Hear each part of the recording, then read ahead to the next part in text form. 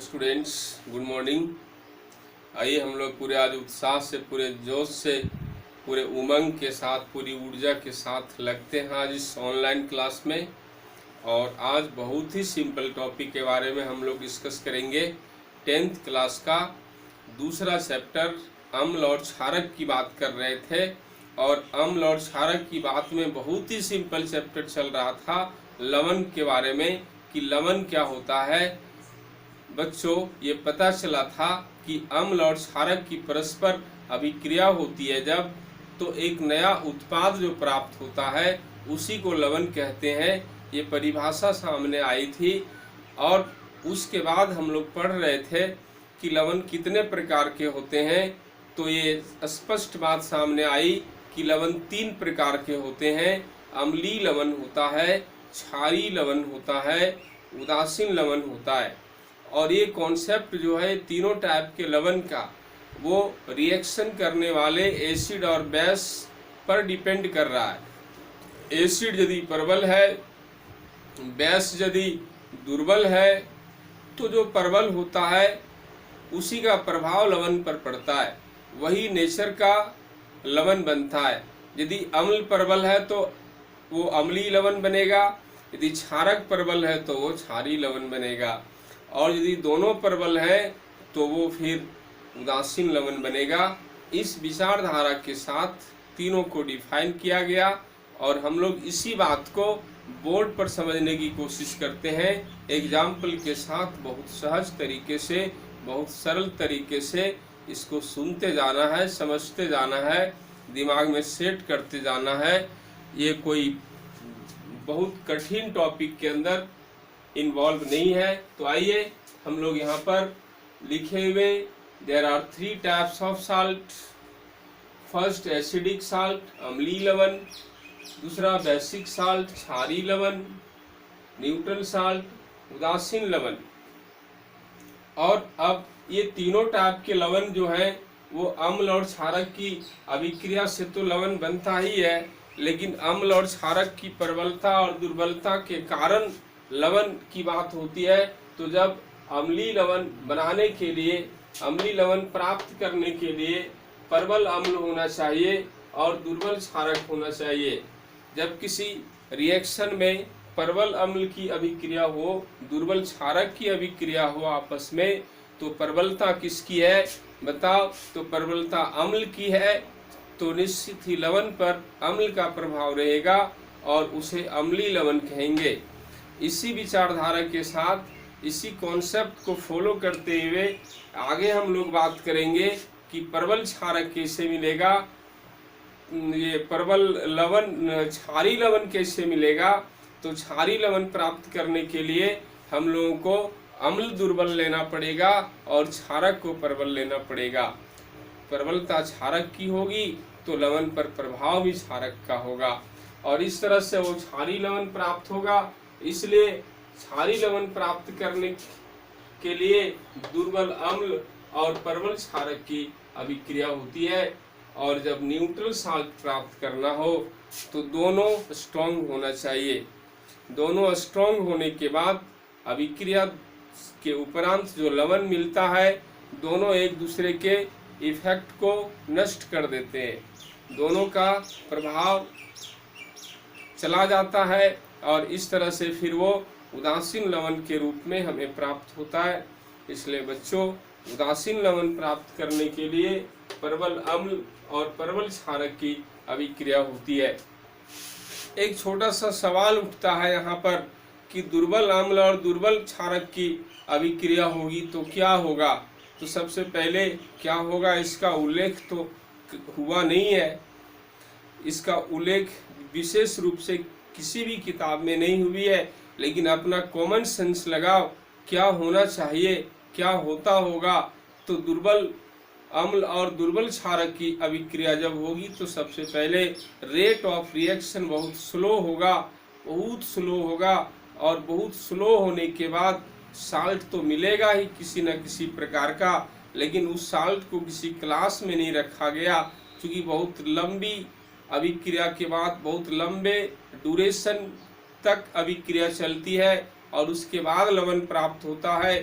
तो यूं ही उस टाइप के लवण को क्लासिफाइड नहीं किया गया, और ये 3 प्रकार के लवणों को क्लासिफाइड किया गया है। बच्चों, हम लोग इन तीनों प्रकार के लवण को विथ एग्जाम्पल समझने का प्रयास करेंगे।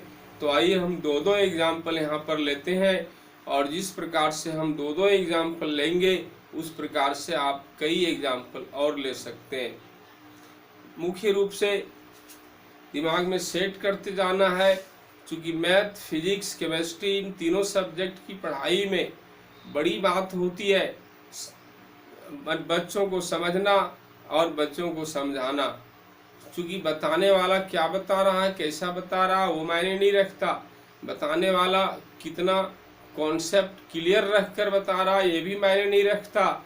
सबसे बड़ी बात जो मायने रखती है कि बच्चे कितने समझ पा रहे हैं, बच्चों का स्किल डेवलप कितना हो रहा है, बच्चों का मेंटल डेवलप कितना हो रहा है, बच्चों को पाठ्यक्रम की जानकारी कितनी मिल पा रही है, उसके दिमाग में किस तरह बात बैठती जा रही है, ये बात मायने रखती है यहाँ पर मुख्य रूप से।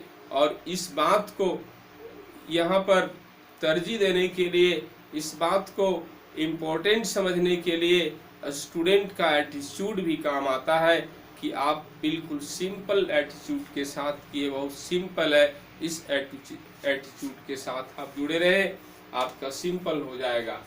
तो यहाँ पर इसका एग्जाम्पल हम ले रहे हैं।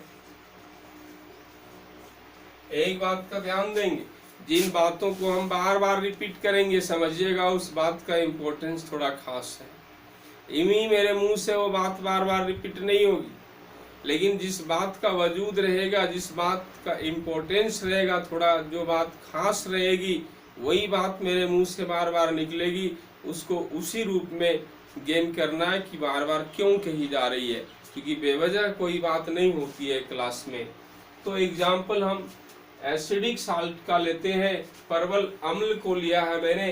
परवल अम्ल में H2SO4, परवल अम्ल में HCl, 2-2 एग्जाम्पल लेंगे।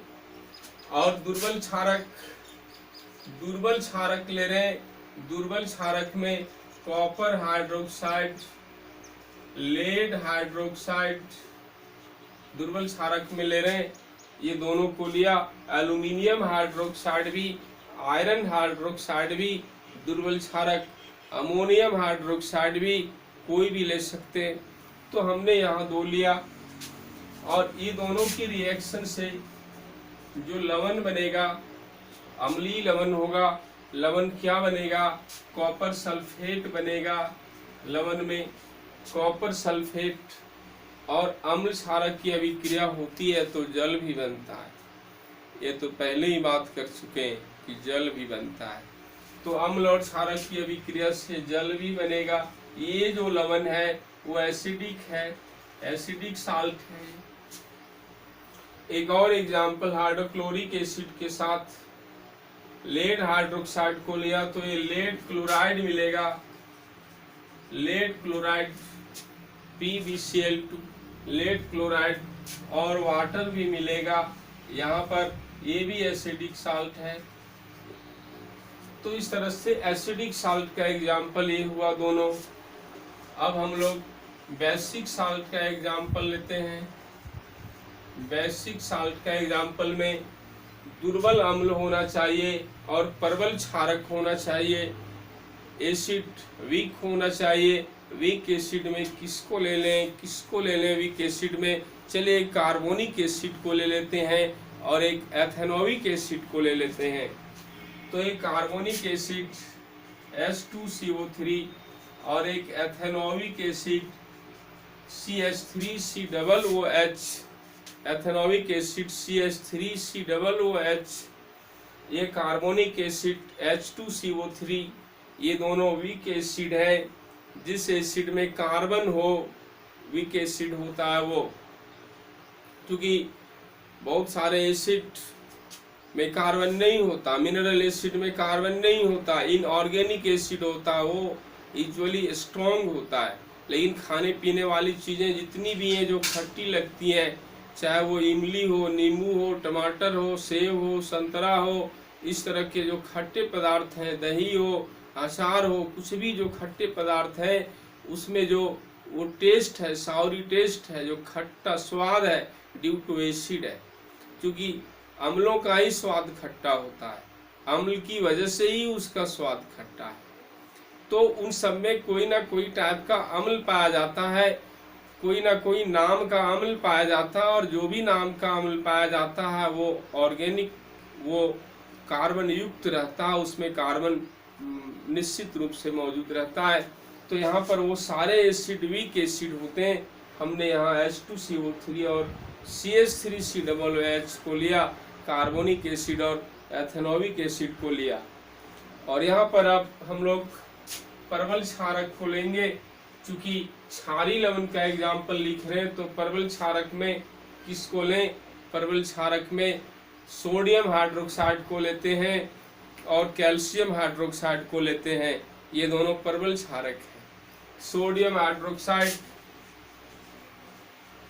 और कैल्शियम हाइड्रोक्साइड, ये दोनों परवल क्षारक हैं। अभिक्रिया के बाद जो लवण बनेगा वो क्षारीय लवण बनेगा। कौन सा लवण बनेगा? तो ये सोडियम कार्बोनेट बनेगा, Na2CO3, सोडियम कार्बोनेट और जल। अम्ल क्षारक की अभिक्रिया में लवण के साथ साथ जल भी प्राप्त होता है, इसलिए यहाँ पर जल भी बनेगा। ये एसिडिक एसिड और कैल्शियम हाइड्रोक्साइड से कैल्शियम एथानोवेट बनेगा। ये जो साल्ट बनेगा वो कैल्शियम एथानोवेट बनेगा। कैल्शियम एथानोवेट का फॉर्मूला क्या होता है, इस बात पर थोड़ा जोर देना, दिमाग में रखना है कि कैल्शियम एथानोवेट का फॉर्मूला क्या होता है। तो कैल्शियम एथानोवेट CH3COO का होल ट्वाइस होता है। CH3COO का होल ट्वाइस होता है। और ये कैल्शियम एथानोवेट हुआ, उसी का सूत्र है प्लस जल प्लस वाटर रहेगा। Calcium ethanoate plus water. तो इस तरह से अभिक्रिया होती, ये दोनों क्षारीय लवण है। इसके बाद आगे तीसरा एग्जाम्पल हम न्यूट्रल साल्ट का लेते हैं, उदासीन लवण का एग्जाम्पल लेते हैं उदासीन लवण का। और एग्जाम्पल उदासीन लवण में दोनों स्ट्रॉन्ग होता है, अम्ल भी प्रबल होता है, क्षारक भी प्रबल होता है, दोनों स्ट्रॉन्ग होते हैं तो उदासीन लवण प्राप्त होता है हमें। तो यहाँ पर दोनों स्ट्रॉन्ग में क्या क्या ले लें? एक नाइट्रिक एसिड लेते हैं HNO3 और एक हाइड्रोक्लोरिक एसिड ही लेते हैं, दोनों प्रबल हैं। और क्षारक में प्रबल एक सोडियम हाइड्रोक्साइड को ही लेते हैं और एक पोटेशियम हाइड्रोक्साइड को लेते हैं। ये दोनों प्रबल क्षारक है, प्रबल अम्ल है। अभिक्रिया से उदासीन लवण बनेगा। सूत्र उसका क्या होगा? तो सोडियम नाइट्रेट होगा, NaNO3, sodium nitrate neutral salt है, वाटर बनेगा। और यहाँ पर क्या बनेगा? पोटेशियम क्लोराइड बनेगा, KCl, पोटेशियम क्लोराइड भी न्यूट्रल साल्ट है, और H2O। तो इस तरह से यहाँ पर अभिक्रिया होती है। अभिक्रिया के उपरांत अच्छे ढंग से इसको समझ लीजिए। विथ एग्जाम्पल हम लिखें। पहले एक दिन पीछे क्लास चला था, उसमें सबका एग्जाम्पल हम नहीं लिखे थे। अब यहाँ डिफाइन करने की बात है तो इसी रूप में यही देख के डिफाइन करेंगे कि दुर्बल अम्ल तथा प्रबल क्षारक की अभिक्रिया से बनने वाले लवण को क्षारीय लवण कहते हैं। Such type of salt that form by the reaction between weak acid and a strong base। इस तरह से डिफाइन करेंगे, इसी सेंस में तीनों को डिफाइन करेंगे। Such type of salt is said to be acidic salt which formed by the reaction between a strong acid and weak base। इस सेंस में भी, इस शैली में भी डिफाइन कर सकते हैं। एग्जाम्पल नीचे लिखना डेफिनेशन के बाद, और इस तरह से ये बड़े सहज, बड़े सिंपल हैं। आइए आगे अब हम लोग बात करेंगे।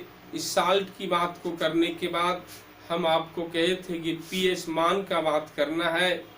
पीएच मान को लेकर जो धारणा है, अम्ल, क्षारक, उदासीन, इन विलयनों के पीएच मान को लेकर कॉन्सेप्ट, पीएच मान के रेंज को लेकर जो कॉन्सेप्ट है उसकी बात कर रहे हैं। और अम्लीयता का बढ़ता हुआ क्रम, अम्लीयता का घटता हुआ क्रम पीएच मान के किस तरह वैल्यू को वेरी करता है, इस बात को भी समझेंगे। तो अब उसके लिए हमें यहाँ थोड़ा इसको हटाना पड़ेगा, इसको मिटाना पड़ेगा, और फिर हम लोग आगे बात करेंगे। तो आप इस पूरे लेसन को नोट करेंगे कॉपी में, और हम लोग कंटिन्यू रहते हैं और इसको हम मिटाते हैं फिर, और फिर हम लोग आगे बात करेंगे पीएच वैल्यू को लेकर। Range of pH value for acid and base and neutral solution, तीनों तरह के सॉल्यूशन का रेंज होता है पीएच मान का। और ये बात आपको दिमाग में रखनी, मैंने पिछले लेसन में ही कहा था, कि ये पॉलिटेक्निक एग्जाम के लिए इम्पोर्टेंट है। खास करके पीएच वैल्यू को लेकर जो बात है वो पॉलिटेक्निक एग्जाम के लिए इम्पोर्टेंट है। तो उसी हिसाब से इसको इम्पोर्टेंस देंगे आप सब। जितना जिसका महत्व देंगे वो वास्तव में आपके लिए उतना महत्वपूर्ण बन जाएगा, वो उतना आपको लाभ देगा। एक बात और, इसी क्लास में, इसी लेसन में एक थोड़ी सी बात हम और करना चाहते हैं 1 मिनट में, कि आप किसी चीज़ को जितना इम्पोर्टेंस देते हैं, जितना महत्व देते हैं, वो उतना ही महत्वपूर्ण आपके लिए बन जाता है, वो उतना ही बेनिफिशियल बन जाता है आपके लिए। आप जिस चीज़ को महत्व नहीं देंगे, आपके लिए ना वो बेनिफिशियल होगा, ना वो आपके लिए महत्वपूर्ण होगा। ये तो बिल्कुल आम बात है, ये बिल्कुल जनरल फिलॉसफी है, लेकिन फॉलो करना है। फिलॉसफी छोटी हो या बड़ी हो, उसको फॉलो करना है, क्योंकि हम जो फॉलो करते हैं वही हमारे ऊपर लाभ देता है। केवल जानने से कुछ नहीं होता, मानने से होता है। तो इस बात को आप इम्पोर्टेंस देंगे, इस टॉपिक को, इस क्लास को, तो वास्तव में आपके लिए बेनिफिशियल होगा। तो आइए हम लोग रेंज पीएच वैल्यू का बात कर रहे थे। ये पीएच स्केल यहाँ पर शो करते हैं, और पीएच स्केल में जो ये वैल्यू होता है, यहाँ पर 7 range of pH value, range of pH value on pH scale. PH scale पर पीएच वैल्यू का रेंज जो होता है उसकी बात हम लोग कर रहे हैं। तो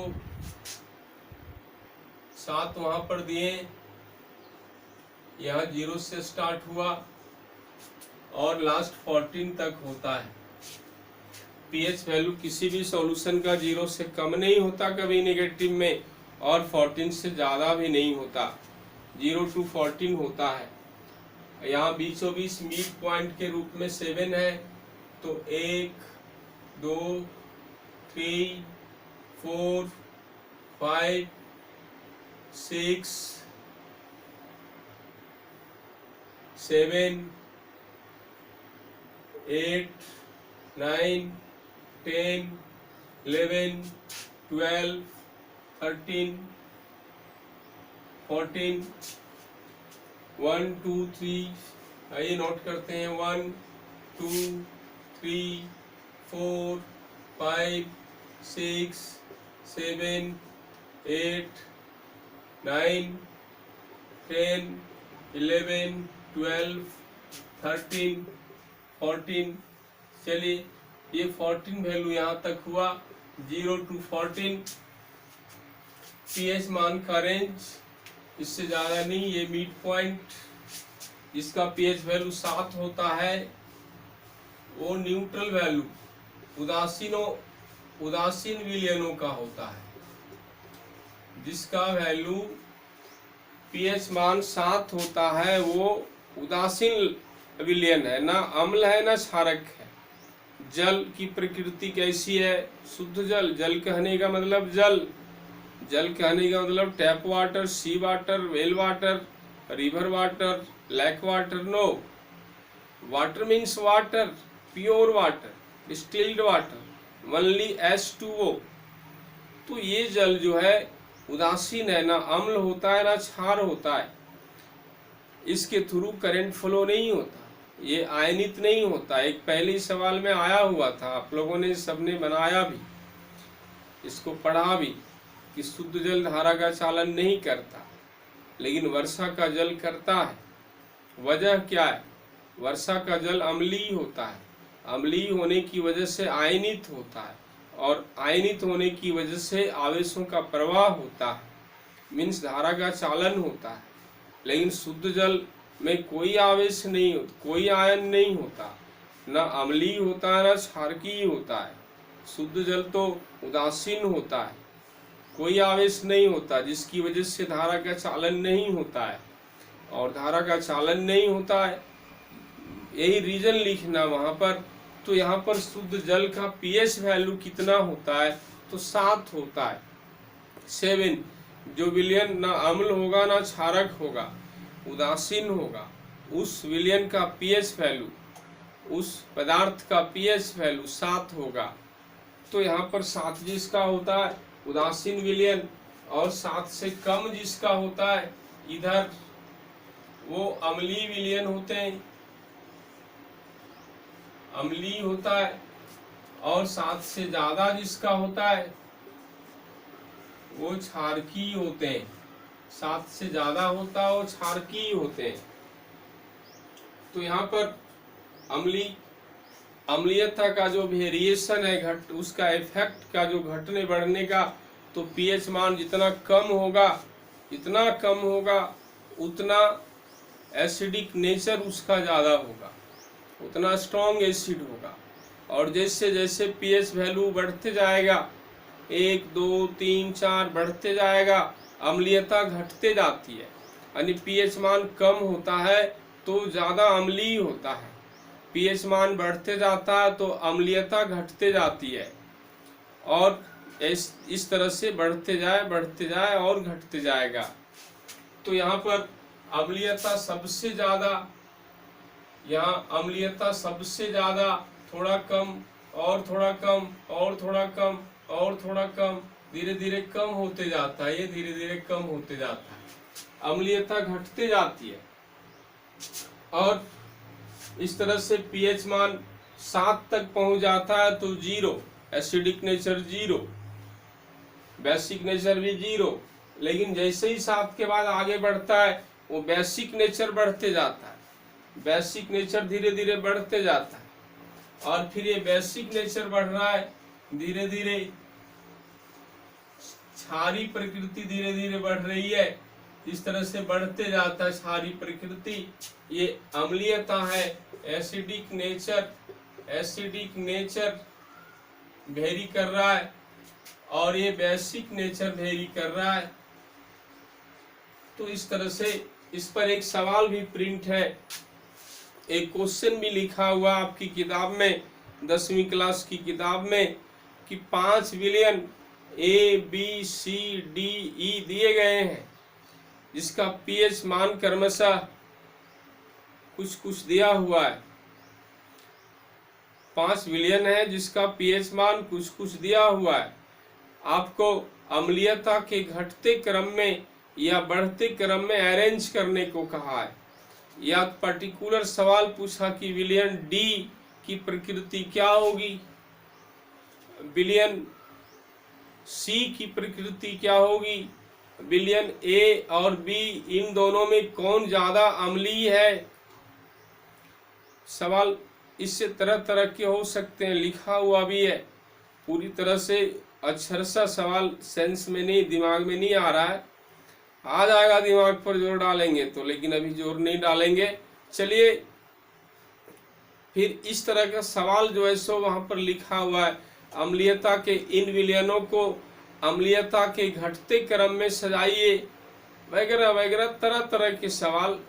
तो इन सब सारे सवालों का जवाब उन विलयनों का पीएच मान को देख के देना है कि पीएच वैल्यू कितना कितना है, और उस पीएच वैल्यू के हिसाब से डिसाइड करेंगे कि एसिड होगा या बेस होगा, एसिडिक नेचर कम होगा या ज़्यादा होगा, उसके हिसाब से डिसाइड करेंगे आप।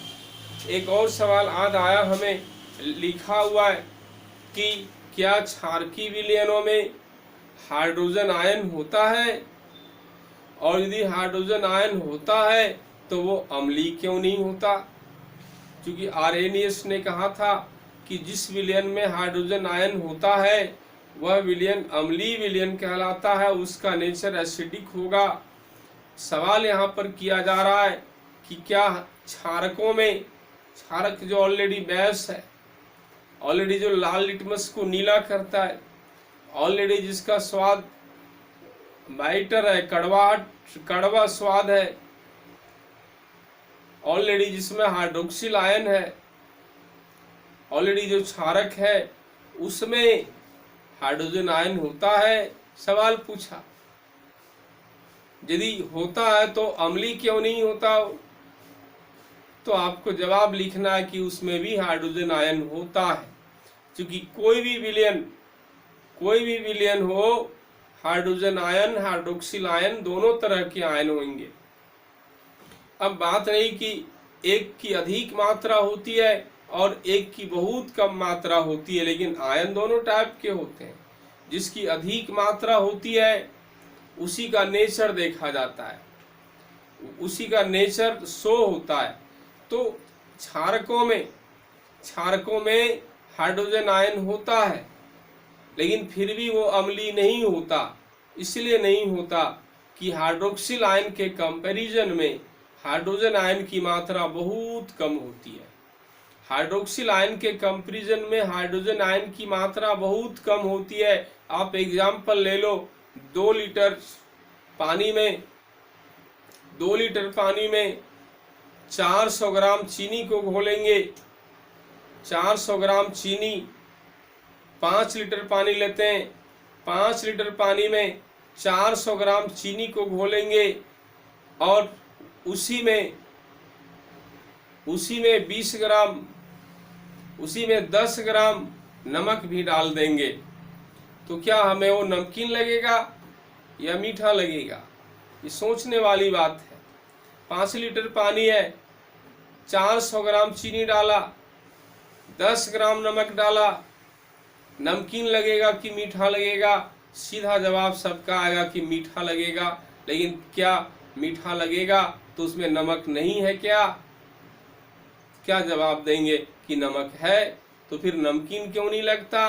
क्योंकि चीनी की तुलना में नमक की मात्रा बहुत कम है, इसलिए प्रभाव नहीं है उसका, इफेक्टलेस है वो।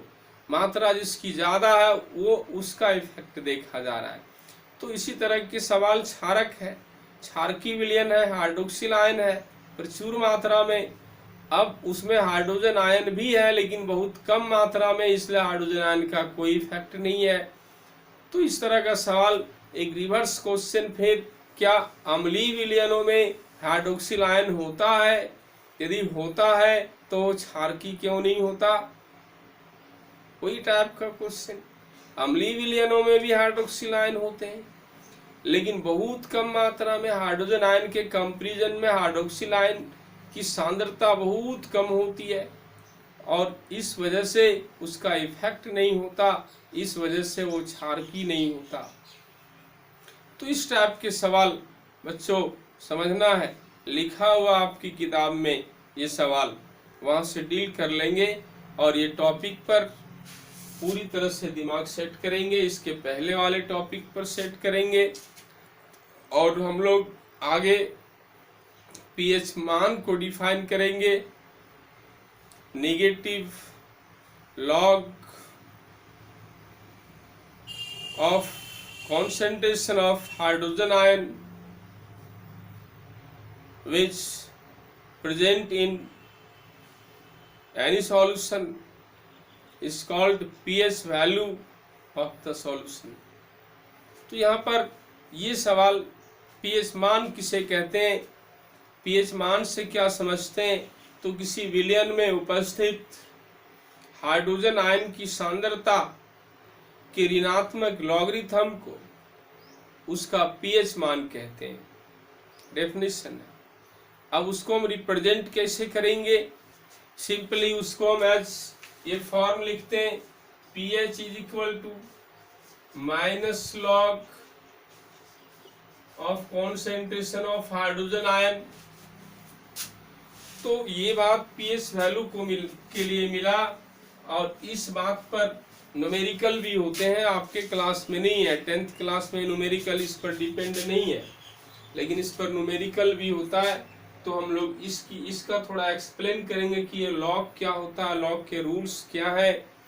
हाइड्रोजन आयन की सांद्रता दी गई हो तो हम फिर pH वैल्यू को कैसे निकालेंगे, हम खुद से एक दो सवाल को लेकर के हम बात करेंगे, समझाएंगे, क्योंकि पॉलिटेक्निक के उद्देश्य से भी पढ़ना है और एक स्ट्रॉन्ग बेस को क्रिएट करने के उद्देश्य से भी पढ़ना है। तो इस लिहाज से हम बात करेंगे इसकी भी थोड़ी, और आज यहीं तक क्लास रखते हैं, फिर हम नेक्स्ट टाइम मिलेंगे नेक्स्ट क्लास में। आज यहीं तक, थैंक यू।